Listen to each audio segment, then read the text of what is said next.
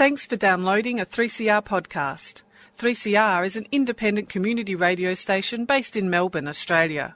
We need your financial support to keep going.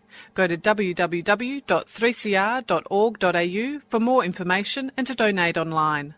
Now stay tuned for your 3CR podcast. Evil minds that plot destruction, sorcerer of death's construction, in the fields of bodies burning, as the war machine keeps turning, death and hatred to mankind, poisoning their brainwashed mind. Welcome to the Anarchist World This Week, broadcast across Australia on the National Community Radio Satellite. Listen to the Anarchist World This Week, Australia's sacred cow slaughterhouse. Listen to analysis of local, national, international events. Listen to analysis you'll never hear anywhere else.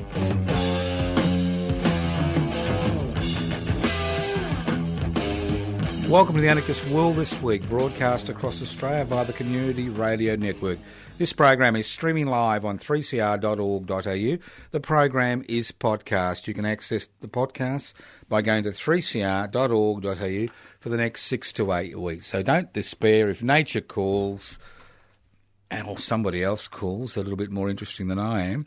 Well, then the program is podcast. And in case your radio drops out, this program is streaming live on 3cr.org.au. If you wonder what Anarchy is all about, Anarchos, A-N-A-R-C-O-S, without rulers. So what is the main task for anarchists and activists, anarchist activists? How do you create a society without rulers? What causes inequalities in power and wealth? Well, it's inequalities in power and wealth, which causes rulers. So it's about devolving power, which means sharing power, and so means sharing wealth. Very simple concepts, for the many, not the few. How has it come to this? It's quite extraordinary, isn't it? Every time you listen to a radio, pick up a newspaper, surf the net, sit in the corner and wake up with a start from your sleep, you think, how has it come to this?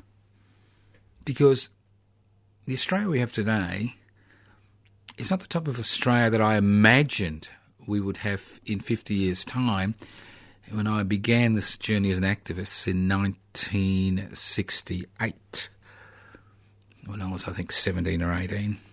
And we really have to look at how has it come to this. And what we've seen is a extremely successful culture change in terms of the way people define themselves and see themselves in the community. Not a culture change based on specific issues, but a culture change based on how we fit into society. And what those people who own the means of production, distribution, exchange and communication have successfully been able to do is get those people who are exploited by them to actually feel as if they are part of that particular society. And this culture change didn't happen accidentally. It's happened through a variety of ways, which are not just you can blame on the corporate media or the government gelded ABC. These culture changes occurred as a result of specific policies which have been introduced, which incorporate people into their own misery. For example, superannuation, which was sold to us as some type of security in old age where you could actually have a wonderful retirement as long as you saved for it over the decades. The one catch was that as far as superannuation was concerned, the money that's taken out of your wages, it's not given to you, it's actually part of your wages, that 12%, is used to finance the very system that exploits your labour.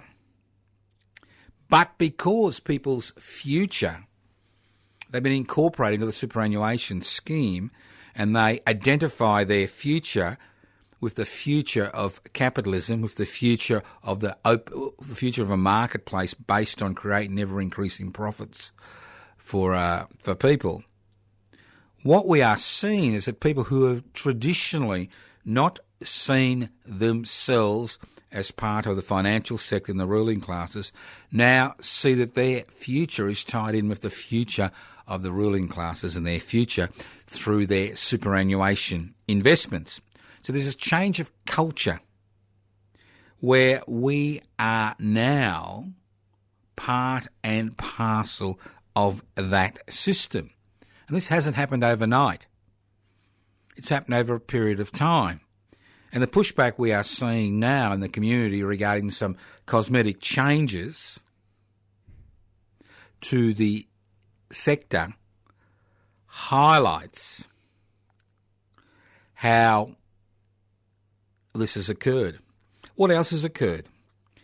What we've seen over the last 5 decades is the explosion of organisations and entities and which are supported and bankrolled by the corporate sector, whose only role is to promote corporate capitalism as the only significant, legitimate way of creating wealth. And this has occurred through organisations like the Institute of Private Affairs. They like to call themselves public affairs, but the Institute of Private Affairs and other organisations whose primary role is to be involved in the debate in the corporate-owned media and the government gelded ABC to promote their ideological concerns, which are concerns which really have nothing to do with most people, because their concerns are about increasing corporate profits for a significant, very small minority. So we've seen this change in attitudes to the very system that exploits us, where we now think that's the only system, and I'm not talking about you and me, but I'm talking about general thought. This is the only way that we can actually create a community which can function adequately. So what else have we seen? We've seen attempts, successful in the main, to, one, criminalise trade union activity, but more importantly, criminalise, in the eyes of the public, the trade unions. Now, obviously, the trade unions have their own problems, and I've got no issue about that. But it's about criminalising the ideas that people can collectively bargain together in order to improve their social situation. And this addiction to concepts like individual bargaining, where you go to the boss and say, "I'd like a wage rise, please," as if you've got any individual power in a large organisation or even a small organisation. So we've criminalised the idea that people working collectively, working together, can improve their own situation. What else has occurred over the last 50 years? We've seen an attack on public property to such an extent that the Victorian government and most state governments around this country find themselves in a financially parlous situation if there is an economic downturn, because they have no public assets left which can be sold or given away to the private sector. So we've seen privatisation become a dominant plank of every major political party and organisation in this country. And we've seen institutions which have been built up over decades with the blood, sweat and tears and money of ordinary people over decades are given away or sold off at bargain basement prices to the private sector, mainly for ideological reasons, because governments shouldn't be involved in the provision of services to people. It should be left to the private sector.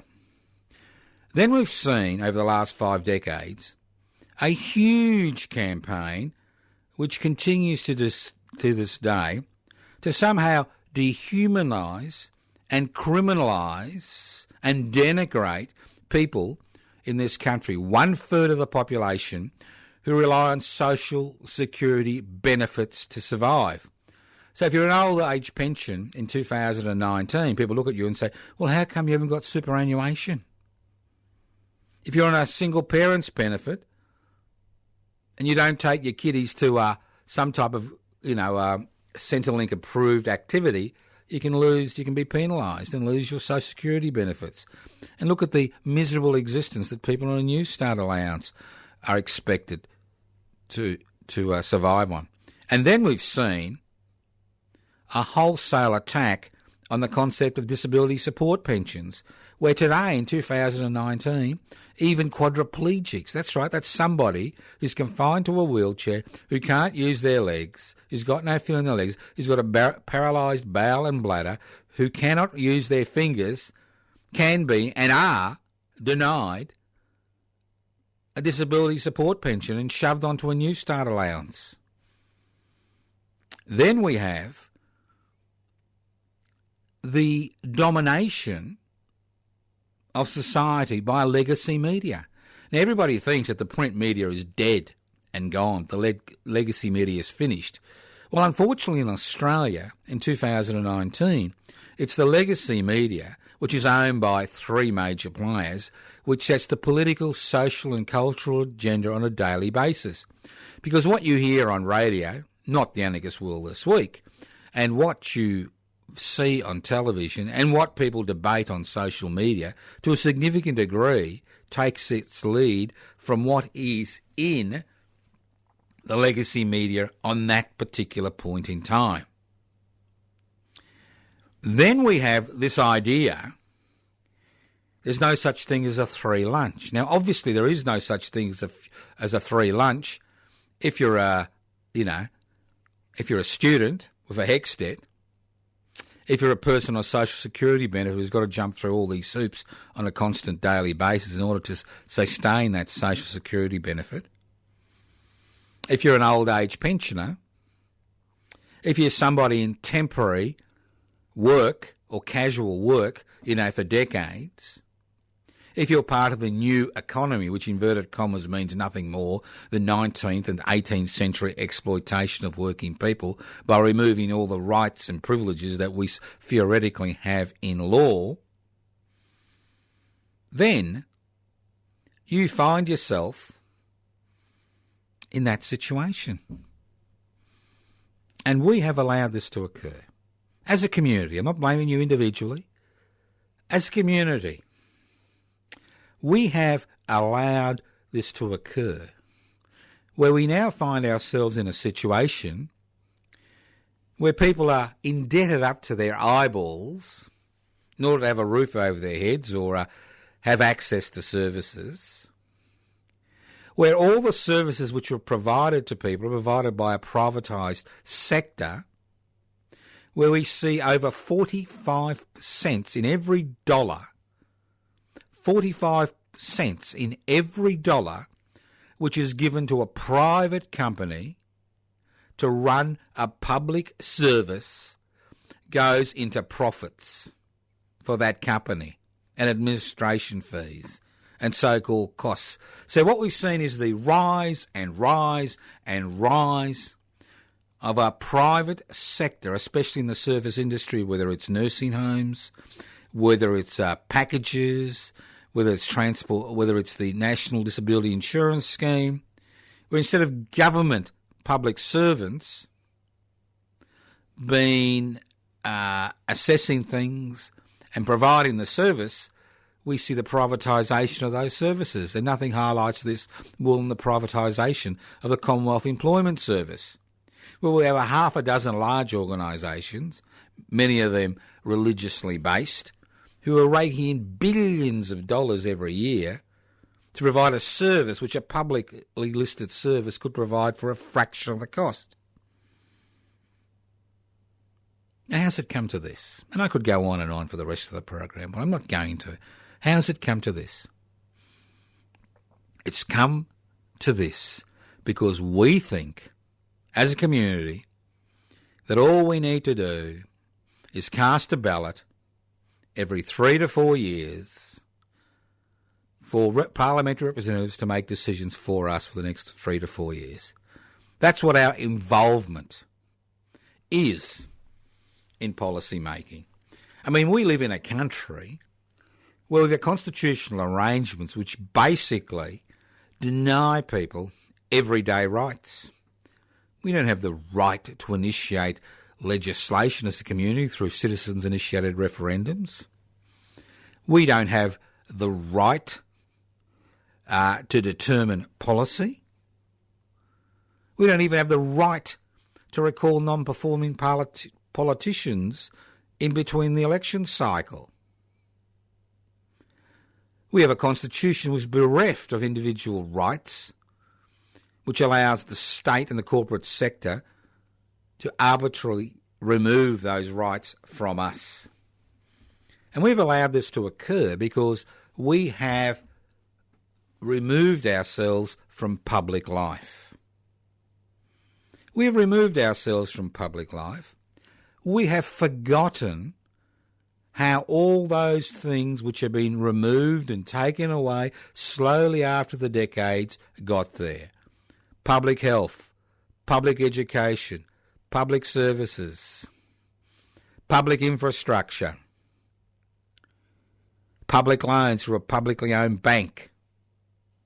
We have forgotten that every single one of those wins, of those rights, of those services, of those liberties which we enjoy came through struggle, came through us coming together.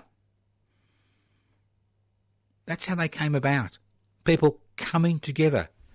It's no accident that in 1826 the Tolpuddle Martyrs, which were 6 agricultural workers who came together to form an agricultural union in England, were prosecuted and deported to Tasmania. It's no accident. And today, we have allowed, to a significant degree, the same thing to happen.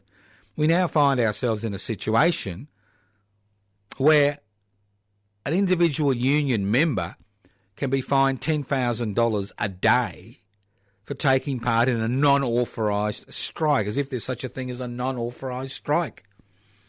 So no wonder an increasing number of Australians are beginning to find themselves in difficulty, not just financial difficulty, but what I describe as social difficulty. It's no accident that we have one of the highest drug-related health issues in the world.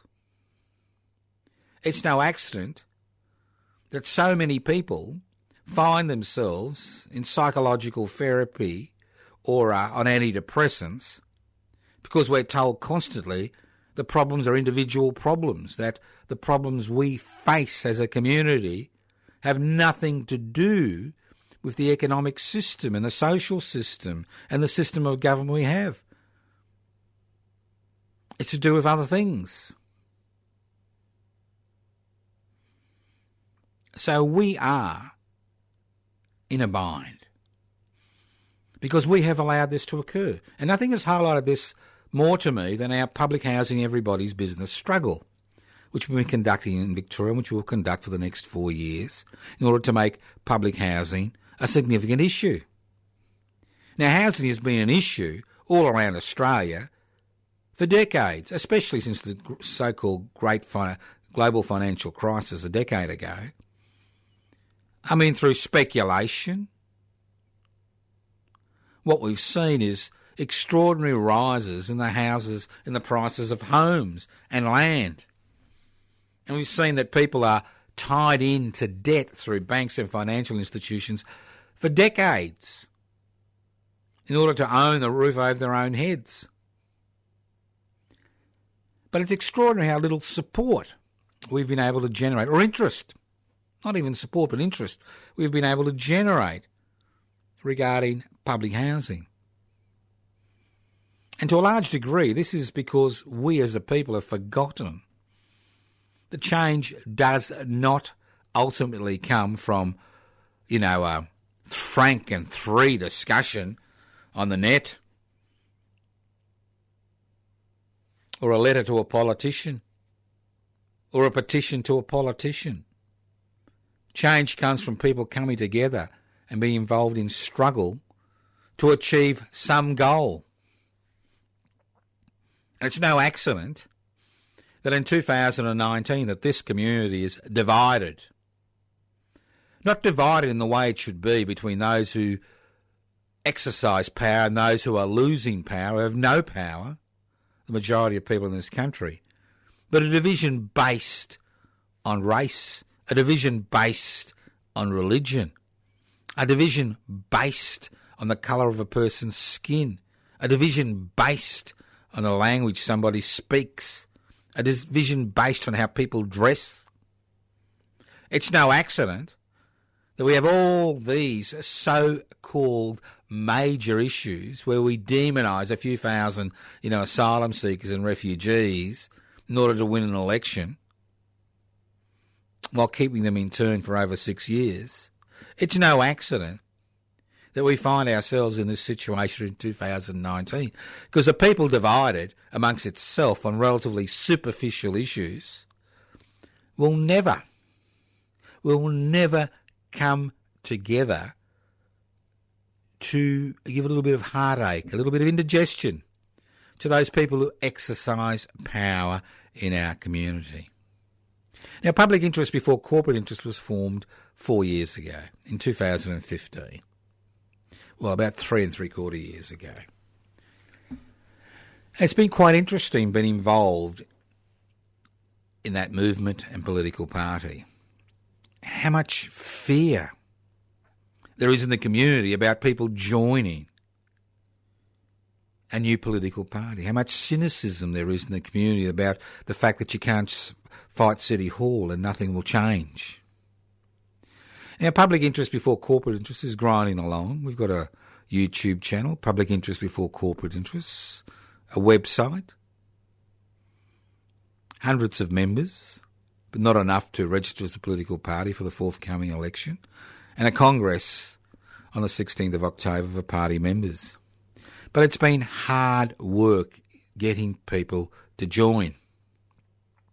Not because they don't agree with the ideas about putting the interests of the many before the few, about breaking corporate power, about giving the 1% a little bit of their own medicine.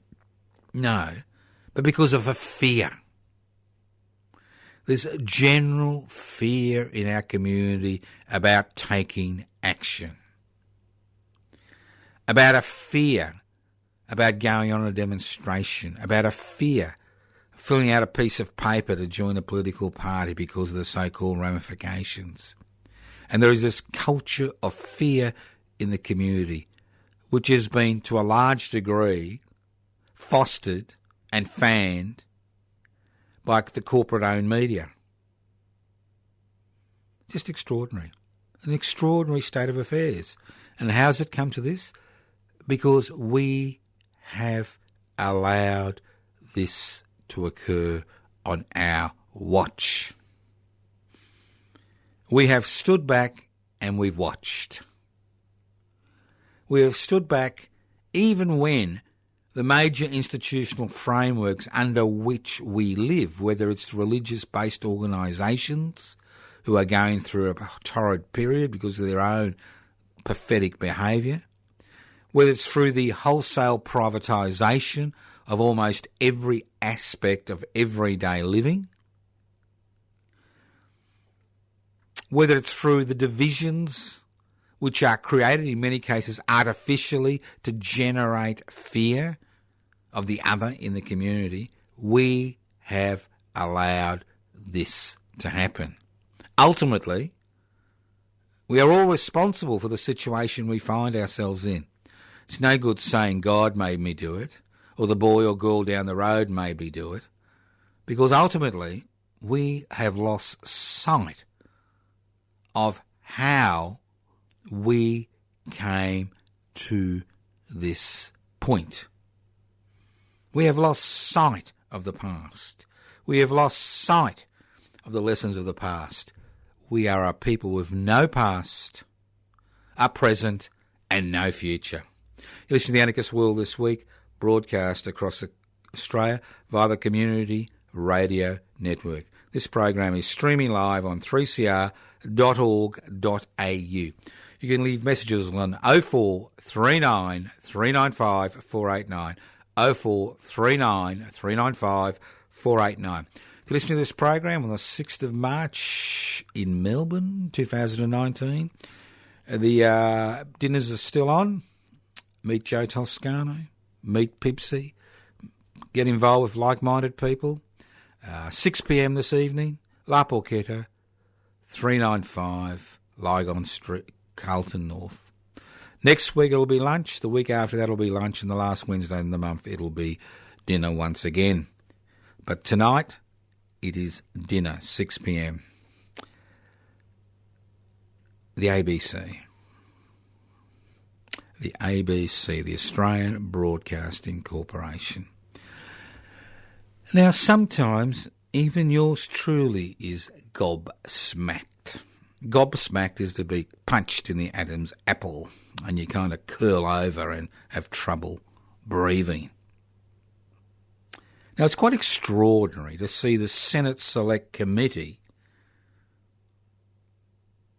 interview, you like that, interrogate board members of the Australian Broadcasting Corporation as well as senior executives of the Australian Broadcasting Corporation to find out what's happening regarding the Australian Broadcasting Corporation. I know there are many listeners to this program who have felt that I've been unfair over the years when I've talked about the government gelded ABC.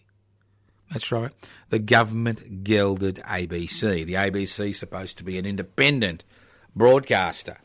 And anybody who's been a regular listener to the ABC over the last few decades has seen a dramatic shift in the way news is presented. And there was nothing surprising to me to see members of the board of the Australian Broadcasting Corporation and senior executives in the Australian Broadcasting Corporation wilt under questioning the Senate Select Committee, because it was quite obvious the Australian Broadcasting Corporation has been under extraordinary pressure over the last few decades, both under Liberal National Party tutelage and Labor Party tutelage. Extraordinary pressures where the government has attempted to geld the Australian Broadcasting Corporation by encouraging and formulating a whole series of ludicrous complaints about bias to such an extent that our ABC presenters began to censor themselves because of ramifications that would occur if they didn't. Because let's not forget that most ABC employees now find themselves on short-term contracts. Not only have we seen a decreasing of funding to the ABC, which has made it difficult for it to survive, but what we've seen is an actually attack on the output, on the way an independent broadcaster analyses events. And those of you from long memory who listen to the Anarchist World this week will remember this is not something new. The ABC has been gelded. Remember my little experiences in 1999 when I was approached by an ABC presenter for an all-night program to give an anarchist or give a radical analysis of the events of the week. And within 4 to 5, I think within 5 months, we found ourselves not only out of a job, But more importantly, the presenter was out of a job, and the so-called person who was, asked to be a foil found themselves out of a job. And the whole problem was that we denigrated the current Prime Minister, the Prime Minister in 1999, John Howard, because of his non-core and core promises.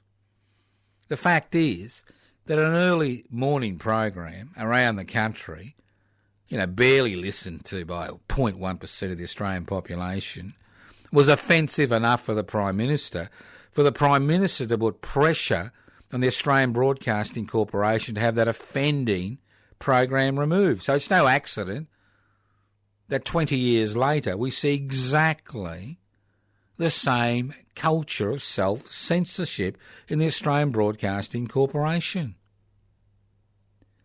When we see the head of the ABC and the CEO at loggerheads over the question of editorial independence, and we see the CEO being removed and then the head being removed, we begin to understand. But what I found extraordinary was during the questioning by the senators and the House of Representatives in the Select Committee, what I found extraordinary is that people didn't answer questions because of commercial in-confidence arrangements. I mean, we pay for the ABC. We pay for the ABC. Why shouldn't we be let into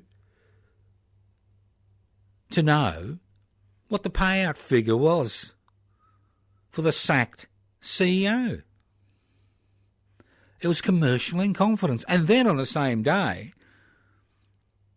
we see the head of a security company which is providing services to Manus Island for a cool almost $500,000, refusing to answer questions and saying, and this is not questions from me or some stupid reporter or so-called investigative journalist, but from our political representatives in Parliament saying, it's commercial in confidence. I cannot speak about it to you. You pay the bill, me and you pay the bill, but we are not allowed to know what's in the contract. Extraordinary. Listen to the Anarchist World This Week, broadcast across Australia via the Community Radio Network. Let's go to this commercial in confidence garbage. And the fact that governments across the country at the state and federal level are entering into contracts with private providers for terms that go beyond the term they're elected. It's just an extraordinary state of affairs. You elect a government for 3 years, they enter a contract with a private corporation which will go for 40 years, as we've seen for the case of Transurban in Melbourne with the Andrews-led Labor government. Or where you do a 99-year contract, longer than the life of anybody listening to the program, today, on behalf of their political representatives. How is it that a government that's elected for 3 or 4 years has the power to enter into a long-term contract over decades on our behalf, and if we break that contract, we, as the taxpayer, are responsible for that contract? How is it? And then we're told, it's commercial in confidence. We can't tell you about what's happening with the privatised prison system. We can't tell you what's happening in the Australian Broadcasting Corporation. We can't tell you about these beautiful security contracts which people enter into for hundreds of millions of dollars, to keep people on Manus and Nauru. And it goes on and on. Extraordinary. I mean, we see a lawyer at the centre of a legal scandal, name being mentioned in the media because suppression orders have been lifted by the High Court, and we know the name of that particular lawyer. It's public knowledge. But when our political representatives ask questions in a select committee about how funds are used and who's getting what, they're told, not us, but they are told, it's commercial in confidence. It's not your bloody business. Piss off. Extraordinary situation. That governments can enter into contracts on our behalf as a people for decades, when they're only elected for 3 to 4 years. And then when people question what's in the contract, how does it affect me? How does it affect the community? They're told, we can't tell you. It's commercial in confidence. What an extraordinary state of affairs we find ourselves in Australia in 2019. You listen to The Anarchist World this week, broadcast across Australia via the Community Radio Network. This program is streaming live on 3cr.org.au. The program is broadcast across Australia via the Community Radio Network. My name is Joseph Toscano. I'm hosting today's program. If you wish to write to me, you can write to me at Post Office Box 20, Parkville 3052. Post Office Box 20, Parkville 3052. You can email me at anarchistage@yahoo.com. anarchistage@yahoo.com. I will get back to you eventually. Can take a little while sometimes, but we will get back to you. But there is one exciting little thing which has occurred inadvertently in this country, which is giving people in power a little bit of indigestion. Now, when the superannuation industry was set up, it was set up in such a way as to allow the trade union movement to get involved and create industry super funds. Now, industry super funds, to a significant degree, are like mutual organisations, where the benefits do not go to shareholders, but the benefits are actually shared by the members. And in the majority of cases, we've seen industry super funds give out a better dividend on retirement than any privately owned corporation, because a privately owned superannuation corporation has to make a profit for its shareholders as well as a profit for its members. So who always comes second in that little exercise? It's always the shareholders, it's always the members, not the shareholders. But an industry super fund, it's like a mutual aid society, a mutual agreement. Now, industry super funds will have $1 trillion in their pockets by 2021, which is 2 years away. $1 trillion. And people like Josh Frydenberg, the current treasurer and leader apparent or parent or whatever of the decimated Liberal Party of the next federal election, have got a problem with this.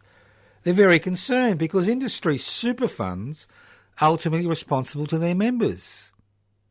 And their members are saying, we want action on climate change. We want action on this. We want action on that. We don't want you to invest in this particular corporation or that particular corporation. And the industry super funds are actually taking some notice of their members in some cases, which is causing consternation in the stock market. Consternation by these organisations who have only ever been dependent, who only have ever, kowtowed to their major shareholders. Because $1 trillion in funds can make a difference, especially if it's taken out of some of these organisations and put into other organisations which follow the basic demands of the members.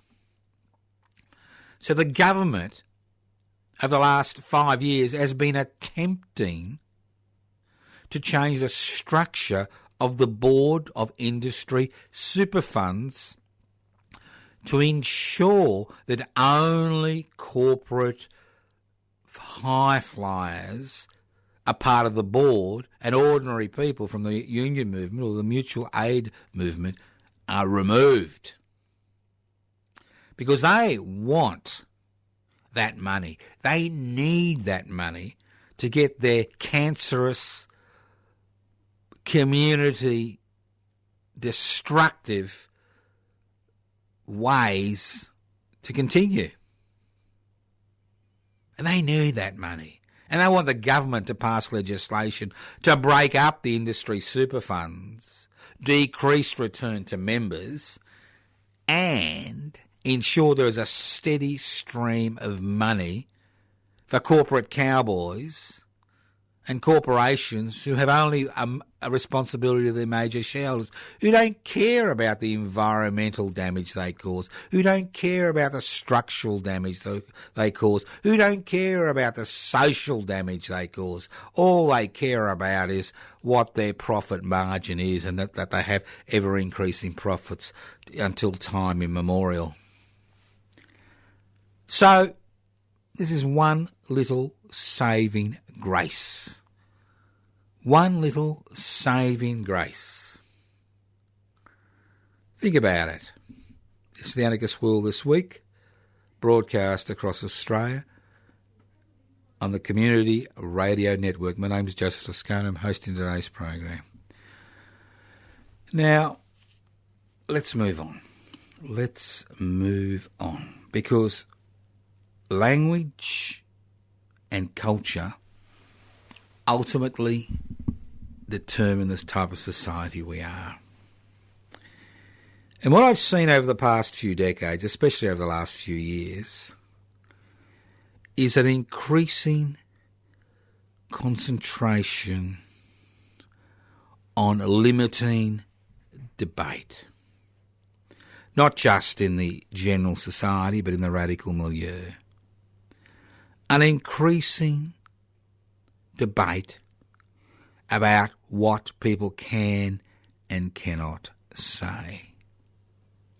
An increasing debate on what is legitimate and what is illegitimate. Now, I'm old enough to understand what censorship does to a community. I think a lot of people have forgotten how dangerous censorship is. It may make you feel happy because the only views you are listening to or watching or reading are those which coincide with your own. But it doesn't really exercise your mind. It doesn't create a diverse community. It doesn't allow change to occur. It's an extraordinary situation we find ourselves in 2019, where we think that censorship is the way to achieve social good. Just extraordinary. Think about it. I'm sure you're familiar with what I'm saying. Climate change. Well, if you're one of those people who still believes it doesn't exist, well, good luck to you. And if you're one of those people who still believes it's got nothing to do with human beings, good luck to you. Now, it is an issue. It's becoming a significant issue in our country. It's becoming a significant issue across Australia. It's becoming a significant issue around the world. Because as we nudge 8 billion people on the planet on our way to 9, possibly 10 billion, and as we tackle the issue of finite resources with increased or more erudite scientific innovation to make the bread and the loaves go further, we are faced with a climate that is not happy, with an earth system that is not happy with the human race. And unless we as a community once again are willing to tackle this issue, we'll just bumble on until it's a little bit too late. And that's always an issue, isn't it? It's a little bit too late. It's too late. We find this in all aspects of the way we've been bumbling on in the land of Oz over the last 3 or 4 decades. And we wake up one day and we say, how's it come to this? Why can't my kids get a job? Why can't they get a home loan? Why can't they get a secure job? Well, they're always anxious and depressed. Why are they on those medications? Why do we see homeless people on the streets? I mean, I was on the streets of Melbourne this morning, in the early hours of the morning, before the public housing everybody's business protest on the steps of the Victorian Parliament House, which occurs at 8 a.m. on every Wednesday morning, which will occur for the next 4 years, or until we win this particular struggle, to ensure that stamp duty revenue is earmarked for public housing. Why do we find ourselves in this situation?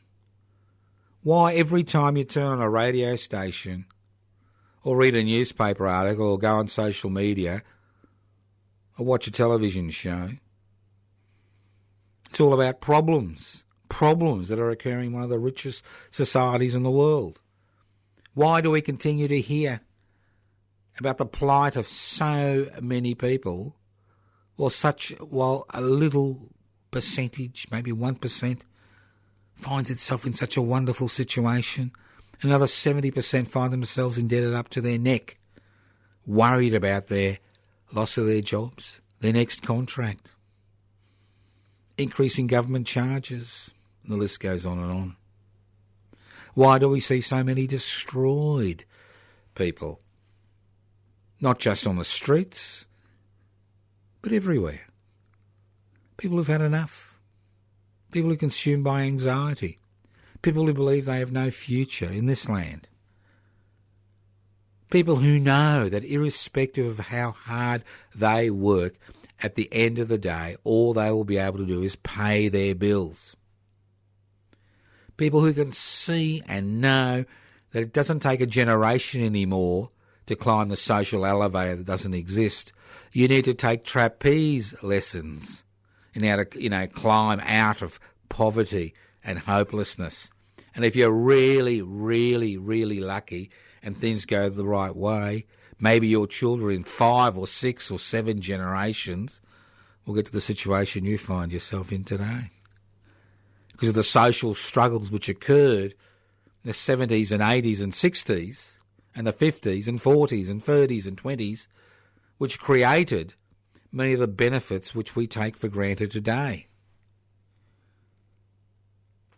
So if there's one thing to take away from the anarchist world this week, is that action is the key to change.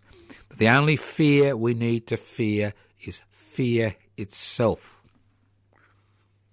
That if we wish change, and if we wish it to be rapid change, we need to come together in significant numbers. And if we don't come together in significant numbers, nothing will change.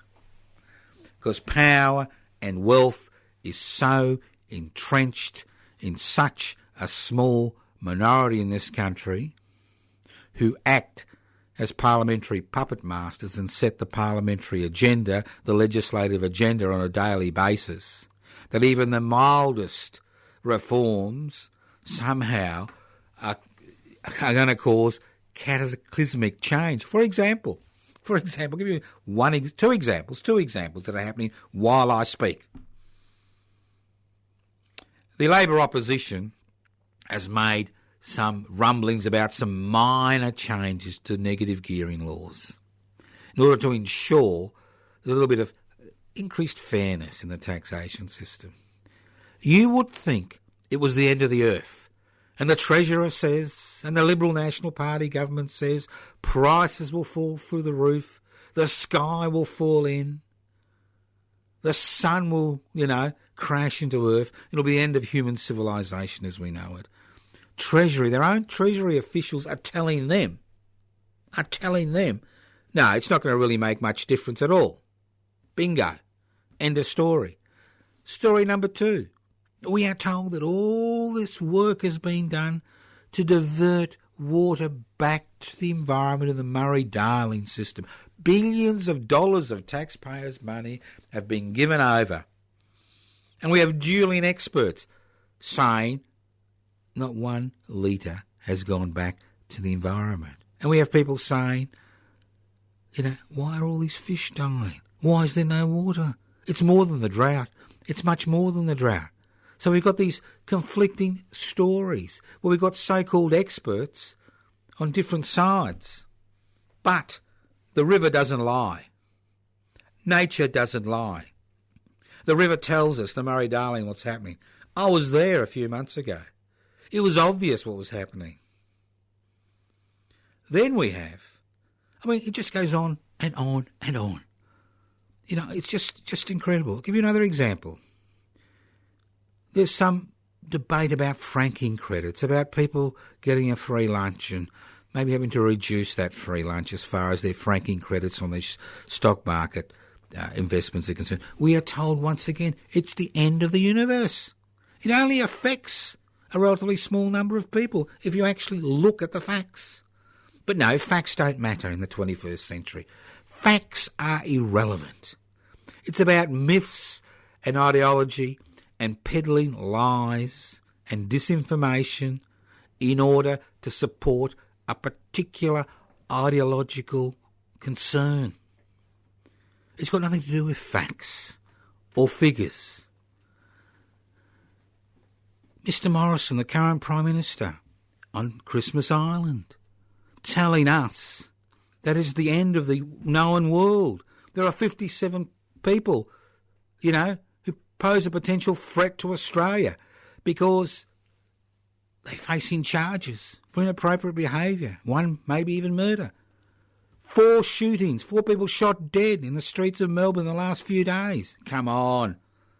Do they really think we're that stupid? That we believe this garbage on a daily basis, that we're force-fed this culture of fear? The only fear that we should have in this society is them fearing us because we are willing to take action to ensure that our needs and the needs of the people around us are satisfied. That's the fear that there should be in the community. But it's the other way around. Everybody else is fearful. They're not fearful. They set the parliamentary agenda. They know what the legislative score is. They have the media on their side. People think you can't fight City Hall. Well, you can fight City Hall and you can win. Thank you for listening to The Anarchist World this week, broadcast across Australia via the Community Radio Network. This program has been streaming live on 3cr.org.au. You can write to me at Post Office Box 20, Parkville 3052, Post Office Box 20, Parkville 3052. You can email me at anarchistage@yahoo.com. You can go to the PIBC the PIBC webpage, pibci.net. Find out what's going on. Become a member. Download the application form, PIBC, pibci.net. What else? You can come to the public housing everybody's business rallies, 13th of March, 20th of March, 27th of March, 8 a.m. Join a struggle to ensure that everybody has a roof over their heads. More importantly, come together. Join us. Get involved in that struggle to make that new world in your heart a reality. It's no point sitting in your heart, that new world, because nobody else sees it. Nobody cares. Because at the end of the day, the only thing they understand is action. The only thing they understand is people saying enough is enough. Enough is enough. Things need to change. They need to change around. Currently, we are seeing the Liberal National Party, bigwigs, taking all they can before the next state election. We've seen it. It's about time we took a little bit of action to ensure that life remains bearable in 21st century Australia for a significant number of people who are finding it very difficult not only to survive, but not only to prosper, but to survive. Thank you once again for listening to The Anarchist World this week on your local community radio station. This program has been streaming live on 3cr.org.au. The program is broadcast across Australia courtesy of the Community Radio Network. The program is podcast. You can access the podcast by going to 3cr.org.au. That's 3cr.org.au. Listen in to The Anarchist World this week on your local community radio station next week. Thank you once again for listening to The Anarchist World this week. That number, 0439 395 489. Email anarchistmedia.org. Website, PIBCI, PIBCI.net. YouTube, Public Interests Before Corporate Interests. Twitter, PIBCI, PIBCI_.au. Thank you once again for listening to The Anarchist World this week, courtesy of the Community Radio Network. Evil minds that plot destruction, sorcerer of death's construction. An analysis you'll never hear anywhere else. Anarchist World this week, Australia's sacred cow slaughterhouse. 10 a.m. every Wednesday. Listen to The Anarchist World this week for an up-to-date analysis of local, national and international events. Poisoning their brainwashed minds. Oh, Lord, yeah. You've been listening to a 3CR podcast produced in the studios of independent community radio station 3CR in Melbourne, Australia. For more information, go to allthews.3cr.org.au.